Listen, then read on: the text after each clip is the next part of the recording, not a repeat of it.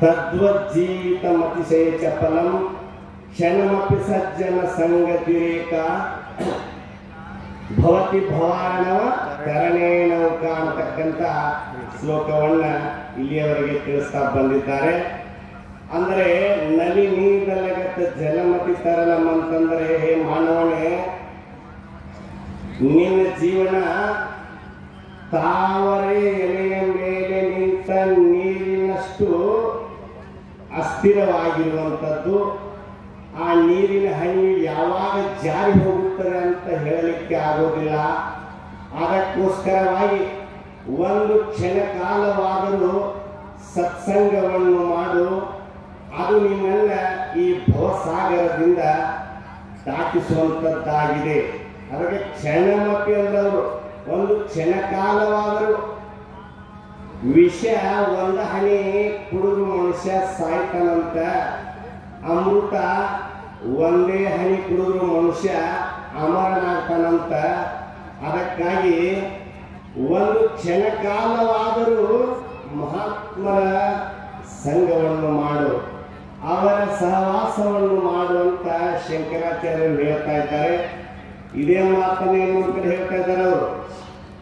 ಗಾತೆ ಕಾಂತ ಧನಗತ ಚಿಂತ ವಾತುಲ ಚಿಂತವ ನಾಸ್ತಿನಿ ಅಂತ ತ್ರಿಜಗತಿ ಸಜ್ಜನ ಸಂಗತಿ ರೇಖಾ ಭವತಿ ಭವಾರ್ಣವ ಕರಣೇ ನೌಕಾ ಅಂತ ಹೇಳ್ತಾರೆ ಅವರು. ಹೇ ಮಾನವನೇ, ಕೇವಲ ನಿನಗೆ ನಿನ್ನ ಮಡದಿ ಮಕ್ಕಳ ಚಿಂತೆ, ಹಣದ ಚಿಂತೆಯಿಂದ ನಿನ್ನ ಜೀವನಕ್ಕೆ ಯಾವ ಲಾಭವೂ ಇಲ್ಲ. ಅದಕ್ಕಾಗಿ ಮೂರು ಲೋಕಗಳಲ್ಲಿ ಈ ಭವಸಾಗರವನ್ನು ದಾಟಿಸ್ತಕ್ಕಂಥ ಸುಲಭ ಸರಳವಾದಂಥ ಯಾವುದಾದರೂ ಒಂದು ಉಪಾಯ ಇದ್ದರೆ ಅದು ಮಹಾತ್ಮರ ಸಂಘ, ಸಜ್ಜನರ ಸಂಘ ಅಂತ ಹೇಳಿ ಆಚಾರ್ಯರು ಹೇಳ್ತಾ ಇದ್ದಾರೆ. ಸುಭಾಷಿತ ಕವಿಗಳು ಹೇಳ್ತಾ ಇದ್ದಾರೆ, ಸಂಸಾರ ವಿಷವೃಕ್ಷಸ್ಯ ಬೇಫಲೇ ಅಮೃತೋಪಮೆ ಕಾವ್ಯಾಮೃತ ರಸಸ್ವಾದ ಸಂಗತಿ ಸುಜನೈವ ಸಹ.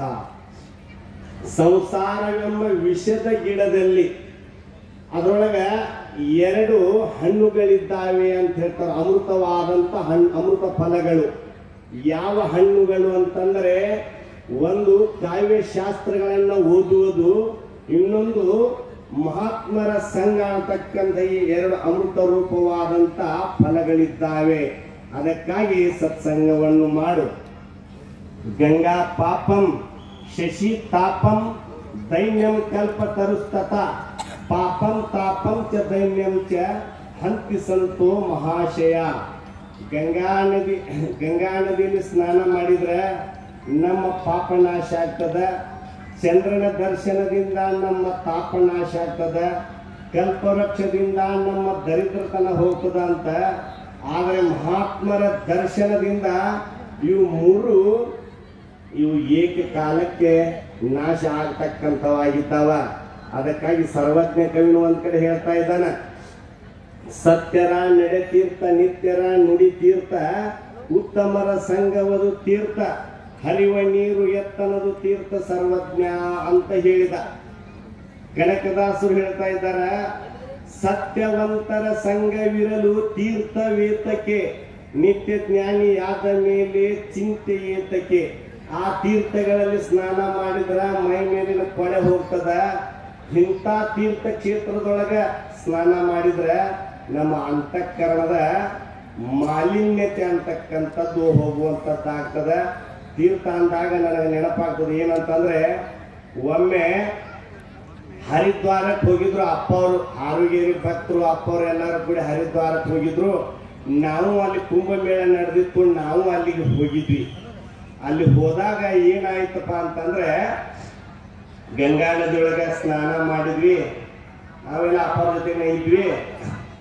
ಗಂಗಾ ನದಿಯೊಳಗೆ ಸ್ನಾನ ಮಾಡಿ ಆ ಗಂಗಾ ನದಿ ನೀರು ತುಂಬಿಕೊಂಡ್ವಿ ನಾವು ಬಾಟ್ಲಿ ಒಳಗೆ.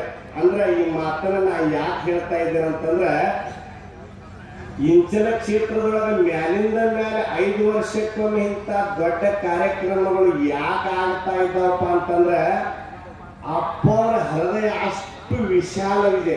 ಅದಕ್ಕೋಸ್ಕರವಾಗಿ ಇಂಥ ದೊಡ್ಡ ದೊಡ್ಡ ಕಾರ್ಯಕ್ರಮಗಳಾಗ್ತಾವ. ಅಪ್ಪವ್ರು ಏನ್ ಹೇಳಿದ್ರಂದ್ರೆ ಅಲ್ಲಿ ನಮಗೆ ಗಂಗಾ ನದಿಯೊಳಗಿರುವಂತ ನೀರ ಬಾಟ್ಯಾಗ ತುಂಬಿಕೊಂಡ್ವಿ ನಾವು. ಇದನ್ನ ಎಲ್ಲಿಗೆ ತಗೊಂಡು ಹೋಗ್ತೀರಿ ಅಂತ ಕೇಳಿದ್ರು. ನಮ್ಮ ಮಠಕ್ಕೆ ತಗೊಂಡು ಹೋಗ್ತೀವ್ರಿಪ್ಪ, ಅಲ್ಲಿ ಹೋಗಿ ನಮ್ಮ ಭಕ್ತರಿಗೆ ಇದು ಕೊಡ್ತೇವೆ ಅಂತಂದ್ವಿ ನಾವು. ಈ ತೀರ್ಥವನ್ನ, ಈ ನೀರನ್ನ, ಈ ಬಾಟ್ಲಿಯೊಳಗಿನ ನೀರು ನೀವು ಎಷ್ಟು ಭಕ್ತರಿಗೆ ಅಂತ ಕೊಡಕ್ ಸಾಧ್ಯ ಆಗ್ತದ? ಅದಕ್ಕೊಂದು ಕೆಲಸ ಮಾಡ್ರಿ, ನಿಮ್ಮ ಊರಾಗ ಕುಡಿಯುವ ನೀರಿನ ಬಾವಿ ಇರ್ತದಲ್ಲ, ಆ ಬಾವಿಯಾಗ ತಗೊಂಡು ಹಾಕಿ ಬಿಡ್ರಿದ, ಇದು ಎಲ್ಲರಿಗೂ ಮುಗ್ತದ ಅನ್ನುವಂಥ ಮಾತು ಅಪ್ಪವ್ರು ಹೇಳಿದ್ರು. ಅಂತ ವಿಷಾಲ ಹೃದಯ ಅಪ್ಪವ್ರು. ಅದಕ್ಕೋಸ್ಕರವಾಗಿ ಮೇಲಿಂದ ಮೇಲೆ ಈ ಕ್ಷೇತ್ರದೊಳಗೆ ಇಂಥ ಭವ್ಯವಾದ ದಿವ್ಯವಾದಂಥ ಕಾರ್ಯಕ್ರಮಗಳು ನಡೀತಾ ಇದ್ದಾವ.